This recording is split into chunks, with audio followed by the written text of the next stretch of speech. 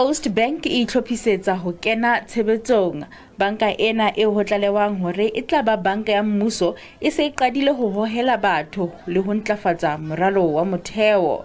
Banka ena e tlo sebeletsa moahong o le mong le poso ho nehelana ka ditshebeletso tsa ditjhelete ho batho ba kojwana di mahetleng. Post Bank ba tlo thusa o renovate di post offices tseo ba tlo bulang di branch tsa bona tsa Post Bank teng. So re tla a re no emela hore Reserve Bank e re approve hore thome ka di license tsa rena.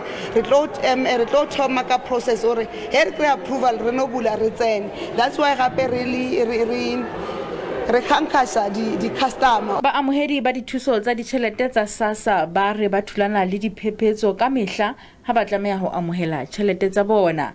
Dikarete tsa bona tsa SASSA ka nako e nngwe ha di sebetse kapa di hlahisa ha tjhelete e le siyo, mme seo se ba qosa ho ema meleng e melelele diposong ho leka ho fumana thuso. Ha ke a fumana SASSA ya ngwana ke sekudisa ke karete e tshehla.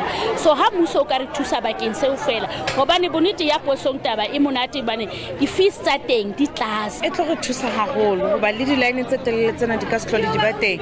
Re tlo kgona ho kena ka nako be bile re tswa ka nako, re kgona ho phetha mabaka ka nako. Lefapha le re bohle ba kgobe matshwafo le re diphephetso tsa ho utswa ha ditjhelete tsa SASSA ho keke ha hlola ho etsahala. Banka ya naha ya Reserve e file Post Bank ho fihlela ka kgwedi ya Tshitwe ho lokisa mathata a yona a tsa tshireletso.